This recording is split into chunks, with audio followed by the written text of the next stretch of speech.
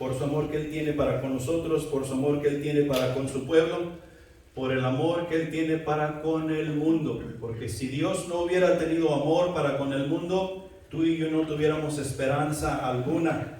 No estuviéramos aquí escuchando su palabra, no estuviéramos cantando alabanzas a su nombre.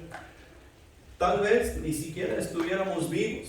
Quién sabe dónde estaríamos, dónde nos encontraríamos. Pero Dios en su infinito amor decidió hablarnos a todos y a cada uno de los que estamos aquí. Estemos cerca de su relación, estemos lejos de su relación, estemos apartados de su relación en su totalidad. Si estamos aquí, Dios está tratando con nosotros. El punto es que nosotros nos dejemos tratar por Él, porque Él quiere hacer una obra maravillosa de todos y cada uno de nosotros, y esa obra será hecha en amor. ¿Por qué? Porque Él es amor, y Él no sabe hacer las cosas de otra manera. Al mismo tiempo que Él no sabe hacer las cosas de otra manera, Él nos está enseñando, mientras nosotros caminamos por este mundo, a hacer las cosas con amor. Con amor es que tú y yo debemos hacer todas las cosas. El pasaje que vamos a ver hoy es el pasaje, uno de los versículos que usó Joel hoy, primera de Juan capítulo 3 versículo 1, y luego nos vamos a brincar al 14, del 14 al 18. Así es que si ya tienen sus Biblias y ya están ahí, vamos a leer la palabra de Dios para el bien de nuestros corazones. Y dice así: mirad cuál amor nos ha dado el Padre, para que seamos llamados hijos de Dios. Por esto el mundo no nos conoce, porque no le conoce a Él. El 14. Nosotros sabemos que hemos pasado de muerte a vida, en que amamos a los hermanos. El que no ama a su hermano permanece en muerte. Todo aquel que aborrece a su hermano es homicida. Y sabéis que ningún homicida tiene vida eterna permanente en él. En esto hemos conocido el amor, en que Él puso su vida por nosotros. También nosotros debemos poner nuestras vidas por los hermanos. Pero el que tiene bienes de este mundo y ve a su hermano tener necesidad y cierra contra él su corazón, ¿cómo mora el amor de Dios en él? Hijitos míos, no amemos de palabra ni de lengua, sino de hecho y en verdad. De hecho y en verdad. ¿Han oído el dicho ese, el viejo y conocido refrán, que las palabras se las lleva el viento? Si tú vas a venir a mí con palabras, no me vengas a mí con palabras, ven a mí con hechos. Y eso es exactamente lo que Dios está diciendo. No vengas a mí con palabras, ven a mí con hechos. Las palabras se las lleva el viento. Los hechos dan testimonio de quién en realidad tú y yo somos. Si es en realidad que pertenecemos para con Dios, o en realidad los hechos van a denunciar que no pertenecemos a un Dios, al Dios del universo. En su momento, todo ser humano pensamos saber qué es el amor, así como nos estaba diciendo el hermanazo Joel. En su momento todos pensamos que conocemos el amor, todos pensamos tener el amor bajo nuestro control, todos pensamos que estamos viviendo en amor. Y según nosotros tenemos una buena práctica de todo lo que es el amor. Hasta que llegamos al conocimiento de Cristo Jesús, nos damos cuenta que estamos tan lejos de la verdad, que al ver la realidad es cosa de tener temor, es escalofriante. Y hacemos una de dos cosas: o aceptamos esa verdad o la botamos. Y eso es lo que Dios nos ha dado el privilegio de decidir. Todos, cuando vimos a la verdad ante nosotros, o sea, Cristo Jesús, o bien le dijimos, sí, tú eres la verdad, o bien dijimos, ¿sabes qué? Yo no realmente creo en ti. Sé de ti, conozco de ti, pero no creo en ti. Y lo hemos hecho a un lado. Tanto tiempo yo lo hice a un lado. Desde que yo me acuerdo, yo creo que pasaba el autobús por el barrio donde yo vivía allá cuando yo tenía unos 10 años, yo creo, 10, 12 años, y me llevaban a la escuela dominical en la iglesia, y ya después de la escuela dominical nos metían al servicio para escuchar el sermón, y ya nos daban Kool-Aid con galletas y nos mandaban a la casa. El autobús nos llevaba de regreso a casa. Pero escuchábamos el evangelio, escuchábamos la enseñanza en la escuela dominical y todas esas cosas. Y yo no vine a aceptar a Jesucristo hasta que yo tenía 30 años. Entonces ahí hay un gran lapso de tiempo donde el evangelio, el amor me había sido presentado, la verdad me había sido enseñada en Cristo Jesús, y yo no la había aceptado. Y todos tenemos una historia más o menos igual, donde el amor nos fue presentado en cierto tiempo y no llegamos a él, o sea que no le aceptamos, no aceptamos esa realidad hasta mucho tiempo después. Pensábamos que todo lo teníamos en control, sabíamos amar, sabíamos amar a nuestros seres queridos a nuestra manera, y decíamos que eso era amor, cuando estábamos completamente equivocados. Cuando llegamos a la Escritura nos damos cuenta que la Escritura, la Biblia, de principio a fin, es simplemente una historia de amor, del amor de Dios para con la humanidad. De principio a fin. Comenzamos a ver en Génesis cómo Dios creó todo. Y lo creó todo, ¿para quién? ¿Para que habitase quién? Tú y yo, nosotros. Para que pudiera ser un universo, un mundo donde tú y yo pudiéramos desarrollarnos, donde tú y yo pudiéramos crecer, donde tú y yo pudiéramos conocernos unos con otros y llenar así la tierra y poder tener una vida a la cual nosotros podríamos decir que con eso nos podemos alabarnos con otros y podríamos alabar hacia nuestro Dios con la vida que estábamos viviendo dentro de este universo el cual Dios creó. Y podemos encontrar un montón de ejemplos en la palabra de Dios, en cada libro, en todos los 66 libros, del amor de Dios para con la humanidad. La Biblia es simplemente una historia de amor, del amor de Dios para con la humanidad. Cuando el ser humano comenzamos a entender y comenzamos a aprender del amor de Dios, nosotros comenzamos a hacer lo que es correcto. Cuando no conocemos del amor de Dios, nosotros pensamos que estamos haciendo lo correcto y hacemos lo correcto de acuerdo a nuestro criterio, de acuerdo a lo que nosotros pensamos, de acuerdo a lo que yo veo que es correcto para mí. Pero cuando conocemos y llegamos a la realidad del amor, o sea, la verdad, así como nos dice el pasaje, nosotros no solamente comenzamos a hacer lo que es correcto para mí, pero comenzamos a abrir el entendimiento de nuestra mente para comenzar a hacer lo correcto para con la humanidad, para con Dios. Y si veo que lo que es correcto para mí va a dañar a otros, ¿es correcto o no es correcto? No, no es correcto. Y eso simplemente quiere decir que comenzamos a ver la vida tal como Dios la ve. Nosotros podemos pensar, por ejemplo, en la vida de José. José tuvo que pasar muchas cosas que eran desagradables. El ver sido vendido como esclavo, el ver ido a la cárcel acusado falsamente, el hecho de estar trabajando como esclavo en un pueblo el que igual no era el de él, y todas esas cosas. Nosotros podemos ver y a veces pensar que Dios tal vez había perdido el control y no sabía lo que estaba haciendo. Sin embargo, nosotros vemos que ahí era la mano de Dios en cada paso de la vida de José para cumplir el propósito que Dios tenía ampliamente para con el pueblo de Israel. Dios estaba viendo el cuadro completo, y eso es lo que Dios nos enseña a hacer. Hay veces que tú y yo vamos a hacer cosas en nuestro caminar con Jesús que no van a parecer muy agradables, pero que son para un bien más grande más adelante. Hay veces que tú y yo nos vamos a tener que reprender en amor, y tal vez nos vamos a disgustar el uno para con el otro, y no vamos a poder ver que es para un bien más adelante. Y cuando llegamos al conocimiento del amor, comenzamos a aprender a ver las cosas de esa manera, como las ve Dios.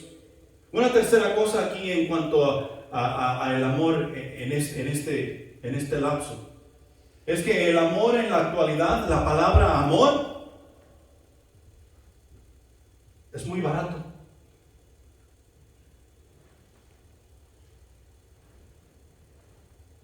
Cuando tú vas a comprar el alimento para tu semana, para el mes o como lo compres, ¿a dónde vas? ¿Al Dollar General? ¿Vas al Family Dollar? ¿Vas a la tienda de la esquina? Pero ¿por qué no? Si allí tienen muchas cosas. Nosotros ahí vamos y compramos lo que a veces necesitamos. ¿Sí? Allí vamos y compramos lo que a veces necesitamos. A veces necesitas un galón de leche y lo necesitas ya. Vas a la tienda de la esquina y te das cuenta que vale $5. ¿Por qué? Porque no por nada se llama tienda de conveniencia. Es conveniente. Es conveniente para que tú entres rápido y salgas, pero tienes que pagar la conveniencia. Cuando en cambio tú vas a la tienda donde regularmente vas a la comida y te das cuenta que el galón de leche vale $3. ¿Sí? Pero no es un lugar donde tú puedes ir todo el tiempo. Lo mismo ha sucedido con la palabra amor. La hemos hecho nosotros barata. Y ahora nosotros tenemos amor para con el perro. Nosotros tenemos amor para con el hermano en la carne. Nosotros tenemos amor para con el hermano en la fe. Nosotros tenemos amor para con la mujer y los hijos, y tenemos amor para con Dios. Y todo está bien. Sí necesitamos tener amor para con la mascota. No estoy diciendo que no. El problema es que el amor para con todas esas áreas lo ponemos al mismo nivel. Todo es igual. Entonces lo que estoy diciendo es que yo puedo amar a mi perro así como de la misma manera como debo amar a Dios. Y lo hemos hecho barato. Y lo podemos cambiar de sentido. ¿Quién se enamoró a los 13 o los 14 años? 15, 16. Exacto, nadie. Pero ¿quién estábamos bien enamorados? Todos estábamos bien enamorados a esa edad. ¿Qué queríamos hacer? Solamente queríamos estar con la persona con quien estábamos enamorados. No nos importaba si había reglas en casa. No nos importaba si nos corrían de casa. Porque nosotros estábamos enamorados. No nos importaba perder la escuela. No nos importaba perder educación porque nosotros estábamos enamorados. ¿Y qué sucedió con esa persona de quien nosotros estábamos enamorados, por la cual nosotros echamos nuestra adolescencia a perder? ¿Dónde está? ¿Y qué pasó con ese amor? Si decíamos que era un amor genuino. Nosotros hemos hecho de la palabra amor algo bien barato. Y lo estamos tratando de comprar en el Dollar General. Lo estamos tratando de comprar en el Family Dollar. Hasta un Walmart que dice que tiene todo, estamos tratando de buscar ese amor. Y el amor del cual hoy yo quiero compartir contigo, únicamente lo vamos a encontrar en la palabra de Dios, porque viene directamente de Dios. Dios es amor, y ese amor que Dios dice Él tener, es el que Él quiere compartir contigo y conmigo para llevar a cabo la misión que Él nos ha encomendado, que únicamente en amor es que va a ser hecha. Y por amor y en amor, tú y yo nos vamos a meter en muchos problemas. Y si no estamos metidos en problemas haciendo la obra de Dios, es que no estamos haciendo las cosas como Él manda. Podemos ver la historia de los discípulos, podemos ver la historia de los profetas. Mira a Moisés, en cuántos problemas no se metió con su propio pueblo. ¿Y qué tanto amaba Moisés a ese pueblo? Amén. Increíble. Moisés se atrevió a decirle a Dios, si tú no vas a salvar a este pueblo, llévame con ellos al infierno, porque yo los amo así. Y ese es el amor que Dios quiere compartir contigo y conmigo, que no tiene absolutamente nada de barato. Nosotros podemos ir al capítulo 13 de Primera de Corintios y ahí está la definición del amor, la cual Joel les dio en la bienvenida. Nosotros decimos amar y tenemos envidia para con todo el mundo. Nosotros decimos amar y yo a mi pareja no la dejo salir de mi vista, o sea que no le tengo ni una pizca de confianza. Nosotros decimos amar y no queremos sufrir en lo absoluto. Nosotros decimos amar, pero queremos hacer las cosas a nuestra manera. La definición del amor en 1 Corintios no es así. Dios nos ha dicho en su palabra que las cosas se van a hacer a su manera, que cada uno de nosotros vamos a llegar a Él por medio de Cristo Jesús. Él es el camino, Él es la verdad y Él es la vida. Y nadie llega al Padre si no es que por Cristo Jesús. Y el que no quiere ir por Cristo Jesús, ¿qué dice Dios? ¿Lo forza? ¿Le hace manita de puerco? No, simplemente lo deja. ¿Por qué? Porque lo ama. Lo ama. Y deja que esa persona tome su decisión. La persona sabe, porque ya se le presentó el Evangelio. Si la persona está rechazando a Dios, es porque ya se le presentó el Evangelio, de una manera o de otra. Las personas con quienes tú hablas en la calle o en la tienda o en donde quiera y te rechazan rotundamente cuando tú les estás hablando de Dios, es porque ya saben de ese Dios que tú les quieres presentar. Y ese Dios, dicen, nos va a privar de esto, nos va a quitar el otro, ya no voy a poder hacer esto, ya no voy a poder ir allá. Y yo no quiero un Dios así. Nos regresamos al mensaje de la semana pasada y tallamos un Dios a nuestra manera, a nuestra forma y a nuestro gusto. Y decimos que ese es amor. Esa no es la definición de amor que encontramos en 1 Corintios. Si no sabemos qué es lo que quieren decir las palabras, sufrido, que no nos tiene envidia y todas esas cosas, comprémonos un diccionario. Porque como hijos de Dios, tú y yo necesitamos saber exactamente qué es el amor. ¿Quién vive en nosotros? Jesús. ¿Y Jesús no es amor? Ok, entonces las cosas que tú y yo debemos estar haciendo en Cristo Jesús deben ser hechas en amor, con amor y por amor. Nuestro genio no siempre va a estar de acuerdo, pero ¿quién controla el genio? A veces parece que el genio nos controla a nosotros y decimos que eso es amor. Necesitamos bajarnos de ese caballo que se llama orgullo, de esa carreta que traemos allí que se llama ego, y hacer las cosas con amor, así como Jesús nos enseña en su palabra, día tras día tras día. Punto número 1. El hecho de que Jesús nos ama no garantiza la salvación a nadie. El hecho de que Dios nos ama no garantiza la salvación a nadie. ¿Te has encontrado con alguien que lo saludas y le dices, ¿cómo estás? Y te dice, bien, gracias a mi Padre Dios. ¿Por qué están diciendo bien, gracias a mi Padre Dios? Porque saben que Dios los ama. De una manera o de otra, saben que Dios los ama. Alguien en el pasado les ha dicho que la Biblia dice que Dios es amor, y como Dios es amor, Dios ama al mundo. ¿Quién no sabe de Juan 3:16? Porque de tal manera amó Dios al mundo. ¿A quién amó Dios? Al mundo. ¿Y quiénes somos nosotros?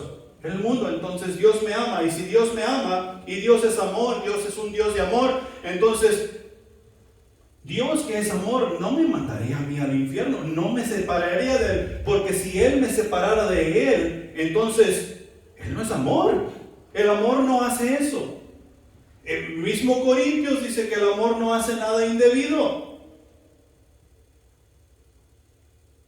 Pero la realidad es que el hecho de que Dios me ama no garantiza la salvación de nadie. No garantiza la salvación mía, aunque yo piense que yo soy especial y que tengo un trato especial con Dios.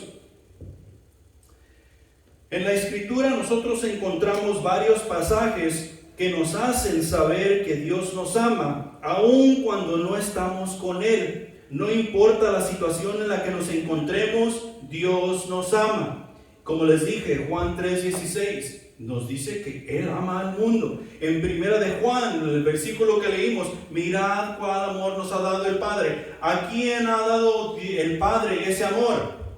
A la humanidad. A la humanidad es que Dios ha dado ese amor. ¿Quién dice que nosotros somos hijos de Dios? Él dice. Él dice que cuando tú y yo aceptamos ese amor que Él nos ha dado, mirad, este amor es el que yo he dado a la humanidad, que cuando aceptamos y observamos ese amor y lo hacemos nuestro, echamos mano de ello, entonces nosotros nos convertimos en hijos de Él. Él dice eso. Y la realidad es que si Él está diciendo que cuando aceptamos ese amor nos convertimos en hijos de Él, entonces Él espera que tú y yo vivamos como hijos de Él, en amor. No porque hemos aceptado el amor que Él nos ha dado, sino porque lo hemos aceptado y vivimos en Él. ¿Cuántos de ustedes tienen un carro? Fueron y compraron ese carro, lo trajeron a casa y lo parquearon y de allí no lo han movido, ¿verdad? O más bien lo estacionaron y de ahí no lo han movido. ¿Por qué? Porque eso es lo que hacemos con el amor. Hemos conocido el amor de mirad cuál amor nos ha dado el Padre, lo hemos obtenido, lo llevamos a casa y lo estacionamos. Y ya de ahí ya no lo sacamos. Ya vivimos sin ese amor que Dios me dio. ¿Por qué? Porque yo quiero hacer lo que yo quiero. Porque yo quiero ir a donde yo quiero ir. Porque yo quiero hacer lo que yo quiero hacer. Tenemos ese amor ahí estacionado. Pero nuestro automóvil, como nos es útil para todo, lo llevamos para aquí, lo llevamos para allá. 1, 2, 3 años nos lo acabamos y ya queremos otro nuevo. ¿Cuándo te vas a acabar el amor que Dios te dio? Úsalo, practícalo, llévalo a término. Entre tú más practicas ese amor que Dios dice, mirad cuál amor nos ha dado el Padre. Entre más nosotros practicamos ese amor, más va a crecer. Entre más nosotros gastamos ese amor que Dios nos dio, más va a crecer. Y entre más crece ese amor, más conocimiento obtenemos nosotros para mejor hacer la obra que Dios nos ha dado. El hecho de que Dios nos ama no garantiza nuestra salvación o la salvación de nadie. Primera de Juan capítulo 4, versículo 10. Dice, en esto consiste el amor, no en que nosotros hayamos amado a Dios, sino en que Él nos amó a nosotros y envió a su Hijo en propiciación por nuestros pecados. ¿Por qué nosotros conocemos y sabemos que podemos amar? Porque una vez que llegamos al conocimiento de Dios nos damos cuenta que nosotros no merecíamos ser amados. Sin embargo, Dios decidió amarnos aún cuando nosotros estábamos muertos en nuestros delitos y pecados. Él nos amó. Y de la misma manera es que tú y yo debemos corresponder con ese amor, vivir en ese amor y tratar a todo mundo con el amor que Dios nos ha dado. Ahora, Dios nos ama, de eso no hay duda alguna. Podemos nosotros sacar un montón de versículos si no estamos convencidos. Tú en tu casa puedes ir a buscar versículo tras versículo tras versículo, y si no estás convencido, busca más. Y te vas a dar cuenta de que no importa tu situación ni tu condición, Dios te ama. Te vas a dar cuenta. No hay duda alguna. Lo que tenemos que entender es que Dios es amor, pero así como Él es amor, Él es también justo, es también santo, y como resultado, Él es fuego consumidor. Él es fuego consumidor. ¿Cómo nos dice la palabra que tú y yo seremos purificados? Nuestras obras serán purificadas. Allá en 1 Corintios capítulo 3. Por el fuego. Cuando las obras pasen por el fuego, nos vamos a dar cuenta si las obras que tú y yo hicimos en Cristo Jesús realmente eran en Cristo Jesús hechas en amor o no. Si fueron hechas en Cristo Jesús en amor, lo que saldrá después de la purificación en fuego será oro, plata y piedras preciosas. Y si no,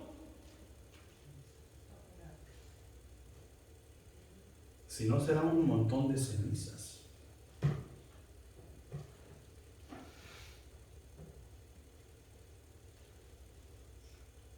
Y tú y yo necesitamos reconocer eso. El hecho de que la palabra de Dios allá en Hebreos 12:29 nos diga que Él es fuego consumidor, está dando a entender que la manera en que tú y yo nos debemos acercar a Dios es como Él dice y como Él manda. Él ha proveído una manera en la cual tú y yo nos debemos acercar a Él. Y la manera es Cristo Jesús, no hay otra. Y si no venimos con un corazón contrito y humillado, si tú y yo no vivimos una vida arrepentida, hoy, mañana y el mes que viene y el año que viene, si Dios nos presta vida, si no vivimos vidas arrepentidas, no nos vamos a poder acercar a Dios. Porque eso es lo que Él ha establecido. Fuego consumidor, dice, nos da a entender que tú y yo necesitamos purificar nuestras vidas. Y cuando tú estás leyendo la palabra de Dios, cuando estás estudiando la palabra de Dios y no nos gusta lo que nos está diciendo, eso como que quema y arde y duele. ¿Sabes por qué? Porque la palabra de Dios purifica y la necesitamos para acercarnos a Dios. ¿Dónde conocemos la fe? La palabra de Dios. ¿Dónde conocemos a Jesús? La palabra de Dios. ¿Dónde conocemos al Espíritu Santo? La palabra de Dios. ¿Cómo conocemos al Espíritu Santo? Con la palabra de Dios. ¿Cómo obtenemos conocimiento para relacionarnos con Dios? Con la palabra de Dios. Y ahora queremos nosotros purificarnos sin la palabra de Dios para acercarnos a Dios. Recuerda que Dios es fuego consumidor. Porque también trabaja del otro modo. ¿Te acuerdas de los hijos de Aarón que presentaron fuego extraño? Salieron contentos y gozosos de la presencia de Dios, que habían presentado un sacrificio a su manera. Y como ellos decían, ¿verdad? No. Ellos fueron consumidos, ellos fueron muertos por Dios. Porque ellos tuvieron una brillante idea y dijeron, vamos a presentar esto para con Jehová. Él va a estar contento. Vaya qué equivocación. Y Dios les quitó la vida. ¿Crees que con nosotros va a ser diferente? No. Tú y yo necesitamos acercarnos a Dios como Él dice, no como nosotros queremos. Y eso es el amor mediante Cristo Jesús. ¿Por qué? Porque Él es fuego consumidor. Funciona para que nosotros nos purifiquemos de nuestra inmundicia y así poder tener una relación con el Padre. Pero también funciona si no nos queremos purificar y acercarnos al Padre. Es que vamos a quedar aniquilados. Vamos a quedar fuera. Punto número 2.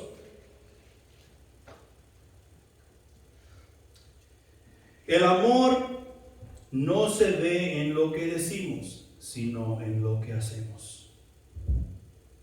El amor no se ve en lo que decimos, se ve en lo que hacemos.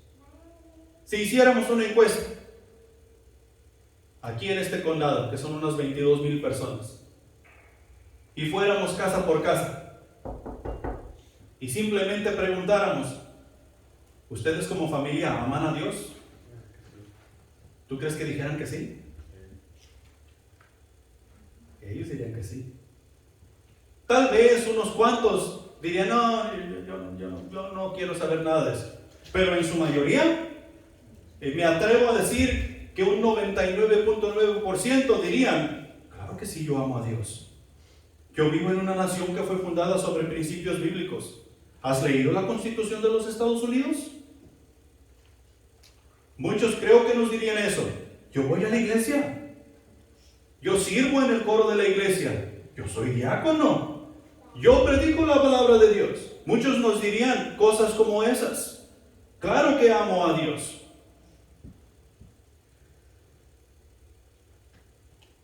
De aquí para afuera. De labios solamente.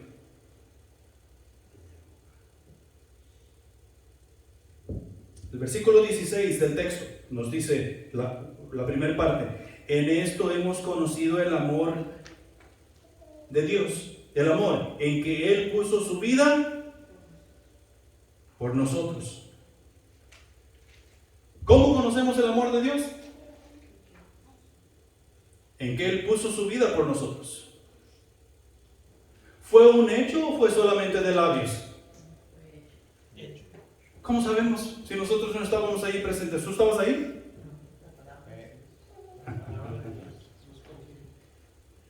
Y ahí nos regresamos al versículo 17.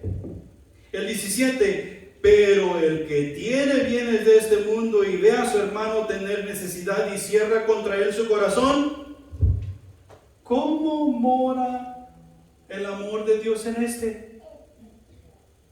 ¿Cómo?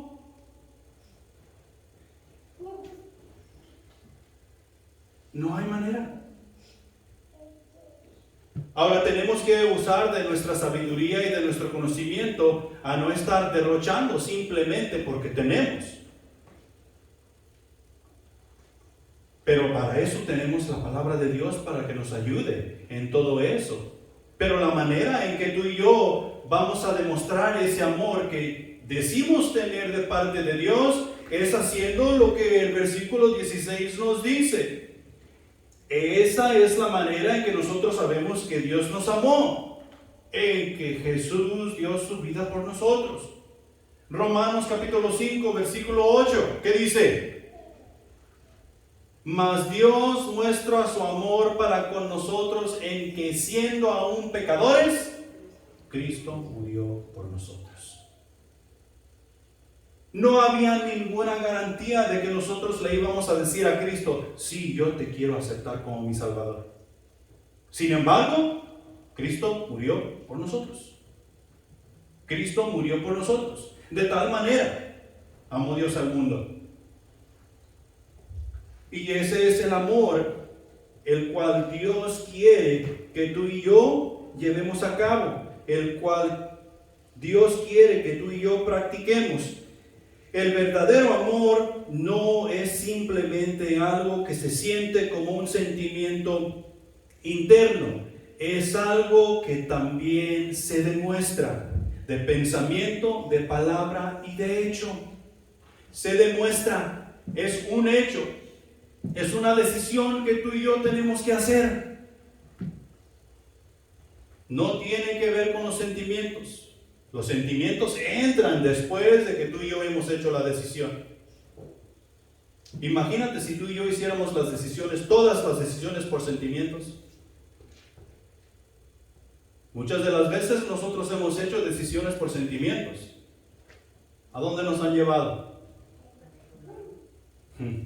Nos hemos metido en unos problemones por hacer decisiones por sentimiento. Hacemos una decisión por el sentimiento del enojo y comenzamos la Tercera Guerra Mundial. Hacemos una decisión con sentimiento de tristeza y ponemos a toda la nación de luto. Hacer la decisión por sentimientos no funciona. Los sentimientos vienen después y tienen su función. Pero tú y yo, o bien decidimos amar a los hermanos, amar a Dios y amar a los hermanos, o de plano no. Tampoco podemos decir, no, es que yo voy a amar a Dios, pero los hermanos son bola de hipócritas. No, no funciona así. Te guste o no te guste, no funciona así. ¿Qué es lo que dice el más grande y principal mandamiento que Jesús les dice a sus discípulos? Oye, Israel, amarás al Señor tu Dios con todo tu corazón, con toda tu alma, con todas tus fuerzas. Y ahí se acabó todo lo que tienes que hacer. ¿No? Ahí se acabó el capítulo. Le arrancaron la parte de abajo de la hoja. No. Y al prójimo como a ti mismo. Y al prójimo como a ti mismo. ¿Quién de nosotros tiene un prójimo? Todos. Todos tenemos un prójimo. En todo tiempo y en todo lugar. Nota. Una nota que hice aquí. Y la puse en amarillo. Todo esto lo debemos hacer. En todo esto necesitamos obrar, tú y yo, la iglesia, sin esperar nada a cambio. Sin esperar nada a cambio. Para comenzar, en casa, yo debo amar a Griselda porque ella me echa noche. No, sin esperar nada a cambio. Griselda me debe amar a mí porque yo proveo para las necesidades de la casa. No, sin esperar nada a cambio. En la iglesia yo los amo a ustedes porque ustedes son bien amables y ustedes ayudan en todo. No, sin esperar nada absoluta a cambio. En la iglesia ustedes me aman a mí porque yo soy el mejor pastor que ustedes han conocido y les enseña con caridad, ¿verdad? No, sin esperar nada a cambio. Si ustedes salen de aquí y no sacaron nada del mensaje, ustedes como quiera me deben amar. Háblenme después y pregúntenme, hey, ¿qué querías decir ahí que no te entendí nada? Tal vez que estabas hablando en chino. Pero no hay una condición. Es incondicional, como dijeron ustedes al principio. Es incondicional. Dios nos ama incondicionalmente. Imagínate si hubiera condiciones para que Dios nos amara. Dios no amara a nadie, a ninguno de nosotros. A ninguno de nosotros. No hay condición. La demostración más grande que podemos nosotros ver del amor es Jesús en la cruz del Calvario. Jesús, el Hijo de Dios, vino a la tierra para hacer posible nuestra reconciliación con Dios, así como nos dice allá en 2 de Corintios. Él hizo posible nuestra reconciliación con Dios, porque nosotros nos alejamos de la relación de Él. Nosotros huimos de la relación con Él. Nosotros salimos corriendo cuando escuchamos el nombre de Dios. Y Jesús vino y murió en nuestro lugar y hizo posible la reconciliación para con nuestro Dios. Y de ahí en adelante podemos nosotros continuar con la relación en Cristo Jesús. Jesús, el Hijo de Dios, vino a la tierra para reunirnos con Dios mediante el máximo sacrificio, su propia vida. Su propia vida. Nosotros tal vez estemos dispuestos a dar nuestra vida por alguno de nuestros hijos. Algunos no. Tristemente, algunos de nosotros no estaremos dispuestos a hacer eso. En su mayoría, tal vez estaremos dispuestos a hacer eso, pero algunos no estaremos dispuestos a dar nuestra vida por alguno de nuestros hijos. Éramos extraños para con Dios cuando Jesús dio su vida por nosotros. El máximo sacrificio. ¿Por qué? Juan 3:17. Dios no envió a su Hijo al mundo para condenar al mundo, sino para que el mundo sea salvo por medio de Él. Porque a veces cuando nosotros nos acercamos a Jesús, parece que Jesús nos está condenando y nos sentimos culpables y no nos gusta este Jesús que solamente nos está diciendo lo que estamos haciendo mal. Pero no nos detenemos a observar que si nosotros nos sentimos culpables porque la palabra de Dios nos está confrontando, es que hay cosas que necesitamos cambiar. Hay cosas que nosotros necesitamos prestarle atención. Y en especial cuando se trata del amor. Porque estamos en Cristo Jesús, estamos en la iglesia, seguimos en nuestra relación con Dios, pero queremos seguir amando a nuestra manera. Nos hemos quedado en los 3 que algunos en el mundo conocimos. Y no queremos ir al agape.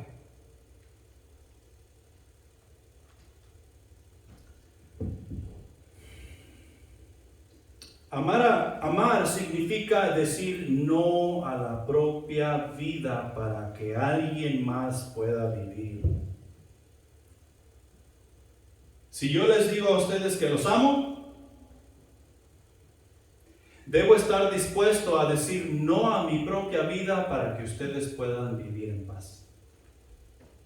Y si tú me dices que me amas, debes estar dispuesto a decir no a tu propia vida para que yo pueda vivir en paz. No hay mayor amor que este, dice Jesús, que uno ponga la vida por sus amigos. Y eso es exactamente lo que está diciendo ahí. Y eso somos tú y yo. Eso somos la iglesia. Punto número 3. El amor de Dios vence todo. El amor de Dios vence absolutamente todo. Y para esto quiero que se vayan allá al libro de Romanos, capítulo 8, porque vamos a compartir unos versículos ahí. Pero el amor de Dios vence todo. Mientras nosotros nos disponemos a hacer la voluntad de Dios, nos llegan todo tipo de confrontaciones, todo tipo de temores a nuestras vidas.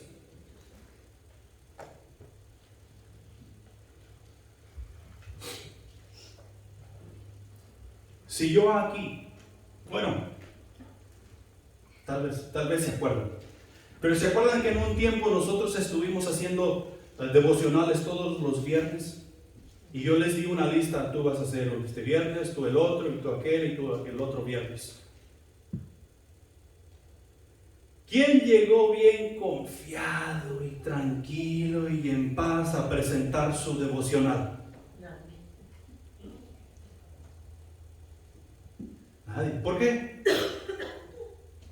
Porque había cierto temor. Cierto temor de que no me van a escuchar, cierto temor de que yo tal vez no voy a ser claro, cierto temor de que tal vez me voy a hacer bolas tratando de leer y acá y buscar y todo eso. Había cierto temor. El temor más grande que yo siempre tengo es que Dios no me use a mí para darte el mensaje que Él necesita dar. Ese es siempre mi mayor temor. Siempre, todo el tiempo, no importa cuánto tiempo tengo haciéndolo, siempre ese es mi mayor temor. ¿Cómo echamos fuera ese temor? El amor de Dios. El amor de Dios echa fuera todo temor. El amor de Dios vence todo. Cuando Jesús iba a ir a la cruz, cuando Jesús iba a ir al Calvario, ¿se acuerdan dónde lo arrestaron? En el jardín. ¿Qué estaba haciendo Jesús en el jardín de Getsemaní? Él estaba orando y lo encontramos allá en Lucas capítulo 22, versículo 42. Y en ese pasaje, entre esos pasajes, dice que su sudor eran como gotas de sangre así, espeso y era mucho. Y Jesús estaba en agonía. ¿Sí? Jesús encontramos ahí en el versículo 42 que dice: Padre, si quieres pasa de mí esta copa, pero no se haga mi voluntad sino la tuya. había cierto temor. No en no hacer la voluntad de Dios, sino en el sufrimiento que tal vez tenía que pasar para llevar a cabo la voluntad de Dios. Y nosotros podemos ver mientras leemos la Escritura la agonía por la cual Él pasó, el sufrimiento por el cual Él pasó, la batalla por la cual Él pasó. Mientras Él estaba siendo latigado, mientras Él estaba siendo azotado, mientras Él estaba siendo clavado y levantado en ese madero. Ninguno de nosotros nos gustaría ni siquiera pensar en experimentar algo así. Hoy en día, cuando nosotros escuchamos que van a ejecutar a un preso que ha tenido tanto tiempo en la prisión y que cometió tantos crímenes, y por la paga de esos crímenes va a tener que, la ejecución es letal. O antes, en tiempos pasados, tenían la silla eléctrica, y nadie de nosotros, por meter los dedos en un 110, nos podemos más o menos comenzar a imaginar qué se sentiría recibir la descarga en esa silla eléctrica. Y si nos dijeran hoy, vas a tener que ir a la silla eléctrica porque estás hablando de ese mentado Jesús, muchos dejaríamos de hablar de ese mentado Jesús. Y hoy en día los acuestan en esa camita, los amarran, los atan y simplemente les ponen una inyección y es como si se durmieran. Pero no fue así con Jesús.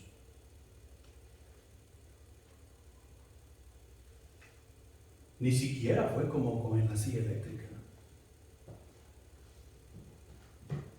Su sangre literalmente fue derramada por tus pecados y por los míos. Su cuerpo fue mutilado por ti y por mí. Su vergüenza fue expuesta en la cruz, porque Él nos amó.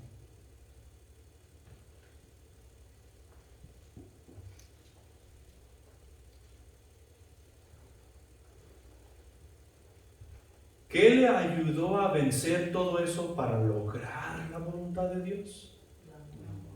El amor de Dios. El amor de Dios que con Él estaba. El amor de Dios que le pedía amar al mundo de tal manera. El amor de Dios que le pedía amar al pecador como tú y como yo, aún sabiendo que le íbamos a rechazar. Aún sabiendo que le seguimos rechazando perteneciendo a la iglesia, Cristo murió por nosotros. Ese es amor. Y ni siquiera nos podemos comenzar a imaginar, nuestra mente no tiene la capacidad. Lo mejor que podemos hacer es cuando tú y yo comenzamos a practicar dicho amor que encontramos en la palabra de Dios. Y aún así no lo podemos explicar. Simplemente actuamos de acuerdo a ello.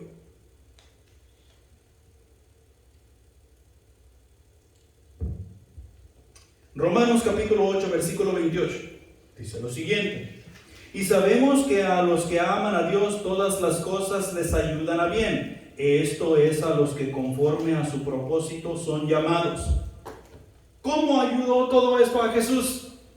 El ser mutilado, el ser azotado, el ser colgado en el madero, el ser clavado y ver sufrido todo eso, la sangre, ver sido regada por todos lados. ¿Cómo ayudó eso a Jesús? Lo encuentras en Filipenses capítulo 2. Versículos del 5 al 11.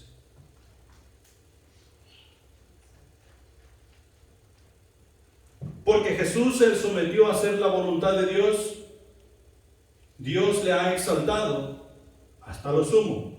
Quiere decir que no hay otro nombre como el de Jesús. No hay otro Salvador. Aunque tú te llames Salvador, no hay otro. Solamente Jesús. Para que en el nombre de Jesús se doble toda rodilla de los que están en los cielos, de los que están en la tierra, debajo de la tierra. No hay otro como Él. Todas las cosas que nos sucedan por hacer la voluntad de Dios nos ayudan para bien, aunque en el momento no sea agradable, aunque en el momento nosotros perdamos la vida, nos ayudan para bien. Dejemos de estarnos quejando, echemos mano de la vida eterna y hagamos las cosas como Dios manda, porque el poco sufrimiento que podemos tener haciendo la voluntad de Dios nos ayudará para bien, para bien. Y podemos sacar un montón de ejemplos de la palabra de Dios. El versículo 31. ¿Qué pues diremos a esto? Si Dios es por nosotros, ¿quién contra nosotros? Muchos cristianos mal usamos ese versículo. Y vamos con la iglesia vecina y vemos que ellos están haciendo las cosas de una manera, y la manera que ellos están haciendo las cosas nos perturban a nosotros, y vamos y les echamos pleito. Si Dios con nosotros, ¿quién contra nosotros? ¿Acaso esa es la voluntad de Dios? No estamos viendo el contexto. Si estamos dentro de la voluntad de Dios, es cierto. Si Dios es conmigo, ¿quién contra mí? No hay duda. Pero tengo que asegurarme que estoy dentro de la voluntad de Dios. Y si estoy dentro de la voluntad de Dios, voy a estar experimentando el amor de Dios contigo y tú conmigo. Aunque a veces no nos quieramos, ni saludar, vamos a estar experimentando el amor de Dios los unos para con los otros. Mira el 37. Antes, en todas estas cosas somos más que vencedores por medio de aquel que nos amó. ¿Somos más que qué? Más que vencedores. Somos más que vencedores. ¿En quién? ¿Quién nos amó? Jesús. En todas estas cosas somos más que vencedores. Pero tú y yo tenemos que echar mano de estas cosas. Tenemos que acatar la voluntad de Dios y llevarla a término, a lo mejor de nuestra habilidad. Algunos vamos a hacer con la voluntad de Dios como las fotos que los niños hacen y las cuelgas en el refrigerador. ¡Ay, qué bonita obra! Así vamos a estar algunos de nosotros con la voluntad de Dios. Pero el punto es, estamos haciendo la voluntad de Dios. Ese es el punto. Y para terminar, para concluir, el amor no es el camino a Dios. Dios es el camino al amor. Muchos pensamos al revés y pensamos que si nosotros experimentamos el amor con nuestra pareja, con nuestros hijos, con nuestros vecinos, eso nos va a llevar con Dios y viviremos con Dios por la eternidad. O sea que obtendremos la vida eterna, pero eso es equivocado, eso es erróneo. Para que tú y yo experimentemos el amor para con mi pareja, para con mis hijos, para con la iglesia, para con mis vecinos, yo necesito llegar a Dios. Porque Dios es el camino al amor que verdaderamente vale. Al amor por el cual vamos a estar dispuestos a entregarlo todo. Dios es ese camino. Y Dios nos pide que caminemos ese camino.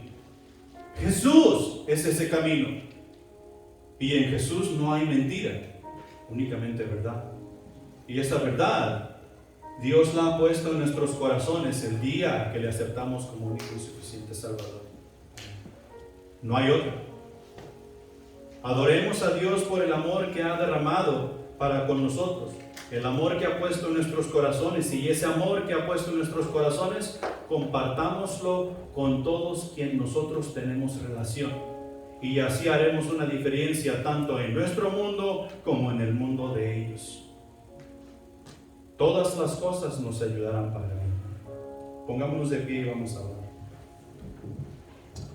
Padre Celestial que estás en los cielos, gracias te damos por lo bueno y maravilloso que tú has sido para con nosotros. Gracias por tu palabra, que es viva y eficaz, y mi Señor, y a veces nos lastima. Ayúdanos a reconocer que si sentimos que nos lastima es porque necesitamos hacer cambios en nuestra vida. Ayúdanos a tener el valor de acercarnos a tu palabra, de acercarnos a Jesús y pedir esa ayuda que necesitamos para cambiar, para ser mejores hijos tuyos cada día, para ser mejores siervos tuyos en la congregación que nos has puesto, mi Dios. Bendice a cada uno de los presentes, mi Señor, y redarguye nuestros corazones, mi Señor, que deben de estar inclinados ante tu presencia todo el tiempo. Despídenos en paz, mi Señor, y ayúdanos a disfrutar del compañerismo. En el nombre de Cristo Jesús. Amén.